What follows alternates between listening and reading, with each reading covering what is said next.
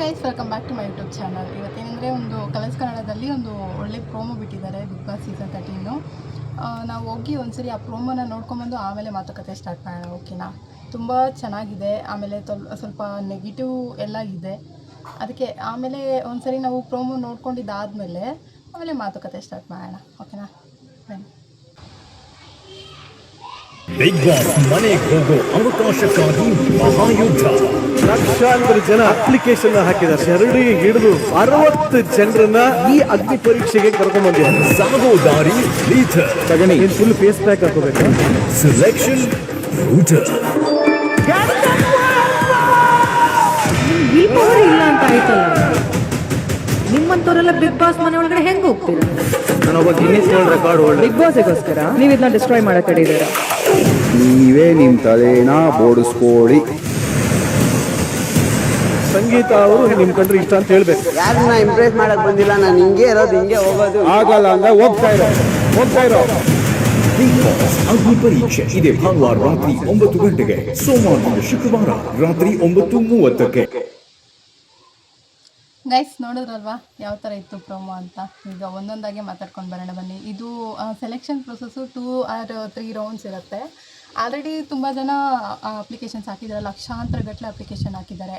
ಅದರಲ್ಲಿ ಸೆಲೆಕ್ಷನ್ ಆಗಿರೋದು ಓನ್ಲಿ 60 ಜನ ಅಷ್ಟೇ, 60 ಜನ ಅಷ್ಟೇ ಇಲ್ಲಿ ಸೆಲೆಕ್ಷನ್ ಆಗಿರೋವಂಥದ್ದು. ಅದರಲ್ಲಿ ಬಿಗ್ ಬಾಸ್ ಅಗ್ನಿ ಪರೀಕ್ಷೆಗೆ ಬಂದಿರ್ತಾರಲ್ವಾ, ಈ 60 ಜನದಲ್ಲಿ ಮತ್ತೆ ಇನ್ನೂ ತೆಗಿಬೇಕಲ್ವಾ, ಈ ಥರ ಆಡಿಷನ್ಸ್ ಕೊಟ್ಬಿಟ್ಟು ಅದರಲ್ಲಿ ಸ್ವಲ್ಪ ಜನ ತೆಗೆದಿದ್ದಾರೆ. ಫಸ್ಟ್ ರೌಂಡಲ್ಲೇ ಸ್ವಲ್ಪ ಜನ ತೆಗೆದಿದ್ದಾರೆ. ಅವರೆಲ್ಲ ಬಂದು ಇನ್ಸ್ಟಾಗ್ರಾಮಲ್ಲಿ ಸ್ವಲ್ಪ ನೆಗೆಟಿವ್ ಕಮೆಂಟ್ಸ್ ಎಲ್ಲ ಬಂದಿದೆ. ಅವ್ರದ್ದು ವೀಡಿಯೋಸ್ ಎಲ್ಲ ಮಾಡಿಕೊಂಡು ಜಡ್ಜಸ್ ಈ ಥರ ಎಲ್ಲ ಮಾಡ್ತಿದ್ದಾರೆ, ಅದು ಇದು ಅಂತ ಹೇಳಿ ಪೋಸ್ಟ್ ಎಲ್ಲ ಮಾಡ್ಕೊಂಡಿರೋದು ನೋಡಿದ್ದೀನಿ. ಮತ್ತು ರೀಲ್ಸ್ ಎಲ್ಲ ಅಪ್ಲೋಡ್ ಮಾಡಿಕೊಂಡು ನೆಗೆಟಿವ್ ಸ್ಪ್ರೆಡ್ ಮಾಡಿದ್ದಾರೆ. ಬಟ್ ಇದರಲ್ಲಿ ಏನು ಕಾಣಿಸ್ತಿದೆ ಅಂದರೆ, ಇವರು ಯಾವ ಥರ ಚಾಲೆಂಜ್ ಕೊಡ್ತಿದ್ದಾರೆ. ಬಿಗ್ ಬಾಸ್ ಸೀಸನ್ 10 ಯಾರು ನೋಡಿರ್ತೀರ ಅವ್ರಿಗೆ ಅರ್ಥ ಆಗಿರುತ್ತೆ ಇದು ಯಾವ ಥರ ಚಾಲೆಂಜ್ ಕೊಡ್ತಿದ್ದಾರೆ ಅಂತ. ಇದು ಆಲ್ಮೋಸ್ಟ್ ಹೇಳ್ಬೇಕಂದ್ರೆ ವಿನಯ್ಗೆ ಸಂಗೀತಗೆ ಆಗ್ತಾ ಇರಲಿಲ್ಲ ಆ ಟೈಮಲ್ಲಿ, ಬಿಗ್ ಬಾಸ್ ಸೀಸನ್ 10ನಲ್ಲಿ.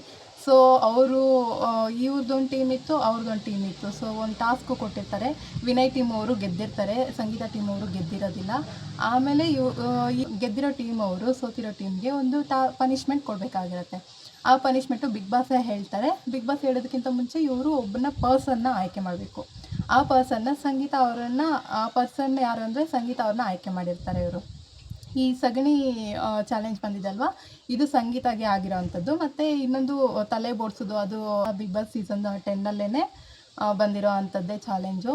ಮತ್ತು ನನಗೆ ಇನ್ನೊಂದು ತುಂಬ ಅಂದರೆ ತುಂಬ ನೆಗೆಟಿವ್ ಅನಿಸಿದ್ದು, ಒಂದು ಹತ್ರ ಜಡ್ಜಸ್ಗೆ ಒಂದು ಕ್ವಶನ್ ಕೇಳಬೇಕು ನಾನು. ಈಗ ಅದು ಯಾವುದೋ ಒಬ್ಬರನ್ನ ಕರೆದ್ಬಿಟ್ಟು ಇದನ್ನು ಡಿಸ್ಟ್ರಾಯ್ ಮಾಡ್ತೀರಾ ಬಿಗ್ ಬಾಸ್ಗೋಸ್ಕರ ಅಂತ ಕೇಳಿದ್ದಾರೆ. ಅವರು ಏನು ಯೋಚನೆ ಮಾಡ್ದಿರೇ ಹರಿದ್ಬಿಟ್ಟಿದ್ದಾರೆ. ಈಗ ನೀವು ಬಿಗ್ ಬಾಸ್ಗೆ ಸೆಲೆಕ್ಷನ್ ಮಾಡಿದ್ರೂ ಅಲ್ಲಿ ಬಿಗ್ ಬಾಸಲ್ಲಿ ಲಾಸ್ಟ್ವರೆಗೂ ಇದ್ದೂ ಅವರು ಸರ್ವೈವ್ ಆಗೋಕ್ಕಾಗಲ್ಲ. ಒಂದು ವೇಳೆ ಅವರೇ ಗೆಲ್ತಾರೆ ಅಂತಲೂ ಹೇಳೋದಕ್ಕಾಗಲ್ಲ. ಈಗ ಇಲ್ಲೂ ಸೆಲೆಕ್ಷನ್ ಆಗ್ತಾರೆ ಅಂತಲೂ ಹೇಳೋದಕ್ಕಾಗಲ್ಲ. ಅಂಥದ್ರಲ್ಲಿ ನೀವು ಈ ಥರ ಚಾಲೆಂಜ್ ಕೊಟ್ಬಿಟ್ರೆ ಅವ್ರ ಲೈಫ್ ಏನಾಗಬೇಕು ಅಲ್ವಾ? ನೀವು ಒಂದ್ಸರಿ ಚಾಲೆಂಜ್ ಕೊಡಬೇಕಾದ್ರೆ ಸ್ವಲ್ಪ ಯೋಚನೆ ಮಾಡಿ ಕೊಡಬೇಕಾಗಿರುತ್ತೆ ಅಲ್ವಾ? ಮತ್ತು ಸಗಣಿ ಟಾಸ್ಕ್ ಅದು ಚಾಲೆಂಜು ಬಿಡಿ, ಅದೆಲ್ಲ ಆಗಿದೆ. ಯಾರು ಬೇಕಾದರೂ ಮಾಡ್ತಾರೆ. ಬಿಗ್ ಬಾಸ್ಗೆ ಹೋಗಬೇಕು ಅನ್ನೋ ಸಿಚುವೇಷನಲ್ಲಿ ಇರೋರು, ನಾನು ಹೋಗಲೇಬೇಕು ಅಂತ ಹಠ ಇರೋರು ಮಾಡೇ ಮಾಡ್ತಾರೆ.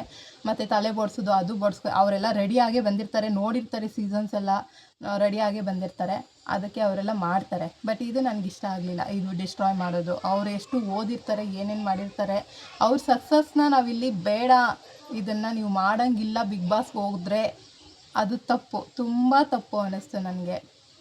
ಮತ್ತು ಜಡ್ಜಸ್ ಯಾವ ಥರ ಈ 60 ಜನ ಇದ್ದಾರಲ್ವ, ಅವರು ಆಬ್ವಿಯಸ್ಲಿ ಕಡಿಮೆ ಜನ ಆಗಬೇಕಂದ್ರೆ ಆಡಿಷನಲ್ಲಿ ಅವ್ರು ಹೇಳಿದ್ದನ್ನು ಮಾಡಿದ್ರೇ, ಅವ್ರಿಗೆ ಇಂಪ್ರೆಸ್ ಆದ್ರೇ ಅಲ್ವಾ ಅವರು ಅಕ್ಸೆಪ್ಟ್ ಮಾಡೋದು. ಇಲ್ಲಾಂದರೆ ಅವರು ರಿಜೆಕ್ಟ್ ಮಾಡೇ ಮಾಡ್ತಾರೆ.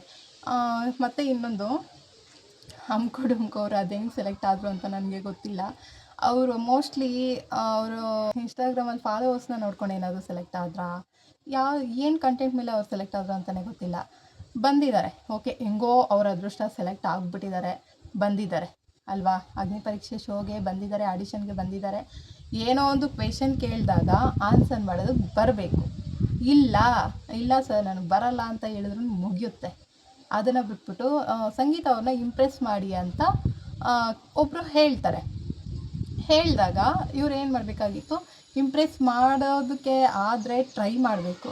ಇಲ್ಲ ನನಗೆ ಬೇರೆ ಏನಾದರೂ ಟಾಸ್ಕ್ ಕೊಡಿ ಅಂತ ಆದರೂ ಹೇಳಬೇಕು, ಇಲ್ಲ ಇನ್ನೇನಾದರೂ ಮಾತಾಡಿದ್ದಿದ್ರೆ ಅವ್ರಿಗೆ ಕನ್ವೆ ಆಗೋ ಥರ ಮಾತಾಡಬೇಕಿತ್ತು. ಇವ್ರು ಏನು ಮಾಡಿದ್ದಾರೆ, ಡೈರೆಕ್ಟ್ ಒಂದೇ ಸರಿನೇ ನಾನು ಇಲ್ಲಿ ಯಾರಿಗೂ ಇಂಪ್ರೆಸ್ ಮಾಡೋದಕ್ಕೆ ಬಂದಿಲ್ಲ, ಮತ್ತು ಇನ್ನೇನಕ್ಕೆ ಬಂದಿದೀಯಾ, ಇಂಪ್ರೆಸ್ ಮಾಡಿಲ್ಲ ಅಂದರೆ ಅವರು ನಿನ್ನ ಶೋಗೆ ಕರ್ಕೊಳ್ಳಲ್ಲ. ನೀನು ಅಗ್ನಿ ಪರೀಕ್ಷೆಗೆ ಹೋಗಿಲ್ಲ ಅಂತಂದರೆ ಬಿಗ್ ಬಾಸ್ ಸೀಸನ್ಗೆ ಹೇಗೆ ಹೋಗ್ತೀಯಾ, ಆಗಲ್ಲ ಅಲ್ವಾ. ಇದನ್ನೆಲ್ಲ ಪಾಯಿಂಟ್ ಔಟ್ ಮಾಡಲೇಬೇಕು. ಮತ್ತು ಇನ್ನೊಂದು ಏನಂದರೆ, ನಾನು ಜಡ್ಜಸ್ಗೆ ಇನ್ನೊಂದು ಕೇಳ್ತೀನಿ, ಜಡ್ಜಸ್ಗೆ ಯಾವತ್ತಿದ್ರೂ ಅಷ್ಟೇ ಒಂದು ಸ್ಮಾಲ್, ಇವಾಗ ಅಗ್ನಿ ಪರೀಕ್ಷೆ ಮಾಡ್ತಿರೋದೇನಕ್ಕೆ, ಬಿಗ್ ಬಾಸ್ ಮನೆಗೆ ಕಳಿಸೋದಕ್ಕೆ. ಅಲ್ಲಿ ಇರೋ ಚಾಲೆಂಜಸ್ನ ನೀವು ಇಲ್ಲಿ ಕೊಡ್ತಿದ್ದೀರಾ ಓಕೆ, ಬಟ್ ಲೈಫ್ ಹಾಳಾಗೋ ಥರ ಮಾತ್ರ ಕೊಡೋದಕ್ಕೆ ಹೋಗಬೇಡಿ. ಇದೊಂದು ನನ್ನ ಕಡೆಯಿಂದ ರಿಕ್ವೆಸ್ಟ್ ಅಷ್ಟೇ, ಓಕೆನಾ. ಓಕೆ, ಇವತ್ತಿನ ಪ್ರೋಮೋ ಮಾತ್ರ ನನಗಂತೂ ತುಂಬ ಇಷ್ಟನೂ ಆಯಿತು, ಸ್ವಲ್ಪ ನೆಗೆಟಿವ್ ಸ್ಪ್ರೆಡ್ಡೂ ಆಯಿತು. ಯಾರೂ ಬೇಜಾರು ಮಾಡ್ಕೊಳಕ್ಕೆ ಹೋಗ್ಬೇಡಿ, ಸೆಲೆಕ್ಟ್ ಆಗಿಲ್ಲ ಅಂತ. 60 ಜನದಲ್ಲಿ ಸೆಲೆಕ್ಟ್ ಆಗಿರೋರಿಗೆ ನಿಮಗೆಲ್ಲ ಖುಷಿ ಕೊಡುತ್ತೆ, ನಿಮಗೆಲ್ಲ ಧನ್ಯವಾದಗಳು. ನೀವೆಲ್ಲ ಚೆನ್ನಾಗಿ ಆಡಿ ಗೆದ್ದು ಬಿಗ್ ಬಾಸ್ ಮನೆಗೆ ಹೋಗಿ ಅಂತ ನಾನು ಹೇಳೋದಕ್ಕೆ ಇಷ್ಟಪಡ್ತೀನಿ. ಮತ್ತು ಈ ಸೆಲೆಕ್ಷನ್ ಆಗದೆ ಇರೋರು ಯಾವುದೇ ರೀತಿ ನೆಗೆಟಿವ್ ಸ್ಪ್ರೆಡ್ ಮಾಡೋದಕ್ಕೆ ಹೋಗ್ಬೇಡಿ.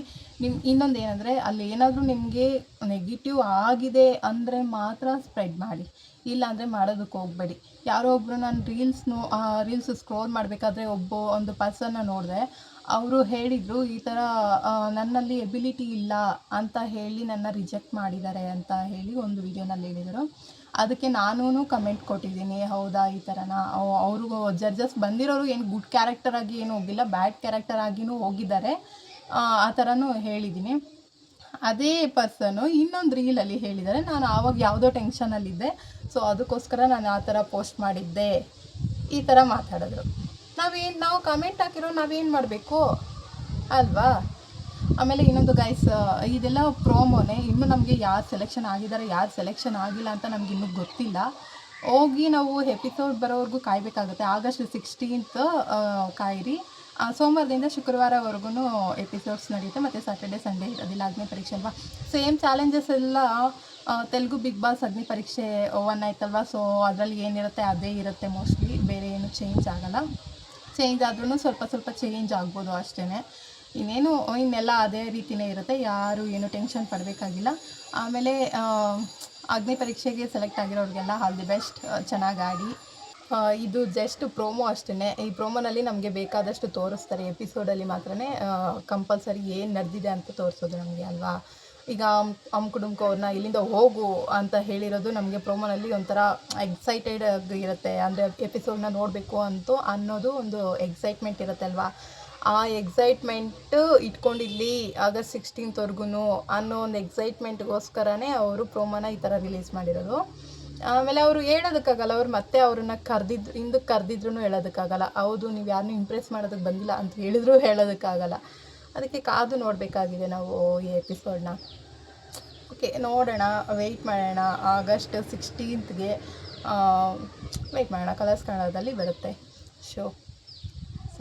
ಆಗಸ್ಟ್ 16th ವೆಯ್ಟ್ ಮಾಡಿ ಫುಲ್ ಎಪಿಸೋಡ್ ನೋಡಿ, ಆಮೇಲೆ ಫುಲ್ ಎಪಿಸೋಡ್ ರಿವ್ಯೂ ಕೊಡ್ತೀನಿ, ಓಕೆನಾ. ನಿಮಗೆಲ್ಲ ಈ ಪ್ರೋಮೋ ರಿವ್ಯೂ ಇಷ್ಟ ಆಗಿದರೆ ಕಮೆಂಟ್ ಬಾಕ್ಸಲ್ಲಿ ನಿಮಗೇನು ಅನಿಸಿದೆಯೋ ಅದನ್ನು ಕಮೆಂಟಲ್ಲಿ ನನಗೆ ತಿಳಿಸಿ, ಓಕೆನಾ. ಇಲ್ಲ ನಾನು ಏನಾದರೂ ಹೇಳ್ತಿರೋದು ತಪ್ಪಾಗಿದ್ದರೆ ನಾನು ಸ್ವಲ್ಪ ತಿದ್ಕೋತೀನಿ, ಯಾಕೆಂದರೆ ನಾನು ಸ್ಟಾರ್ಟಿಂಗಿಂದ ನಾನು ಸದ್ಯಕ್ಕೆ ಇವಾಗಲಿಂದನೇ ಸ್ಟಾರ್ಟ್ ಮಾಡ್ತಿರೋದು ವೀಡಿಯೋಸ್ ಮಾಡೋದಕ್ಕೆ, ಸೊ ನನಗೂ ಹೆಲ್ಪ್ ಆಗುತ್ತೆ, ಅದಕ್ಕೋಸ್ಕರ ಅಷ್ಟೇ, ಓಕೆನಾ. ಆಮೇಲೆ ಏನಿದ್ರು ನಾನು ಹಾನೆಸ್ಟಾಗಿ ಒಪಿನಿಯನ್ ಹೇಳ್ತೀನಿ, ಯಾವುದೇ ರೀತಿ ಅದು ಇದು ಏನೇನೋ ತಂದು ಹೇಳಲ್ಲ, ಏನಿರುತ್ತೋ ಅದನ್ನೇ ಹೇಳ್ತೀನಿ. ಯಾಕೆಂದರೆ ನಾನು ಯಾವತ್ತೂ ನಾನು ವೀಡಿಯೋಸು ಮಾಡಿಲ್ಲ, ನಾನು ಏನೋ ಹಾಕೂ ಇಲ್ಲ, ಏನಿದ್ರೆ ಅದನ್ನು ಮಾತಾಡ್ತೀನಿ ಅಷ್ಟೇ, ಓಕೆನಾ. Okay guys, thanks for watching, love you all, take care, bye.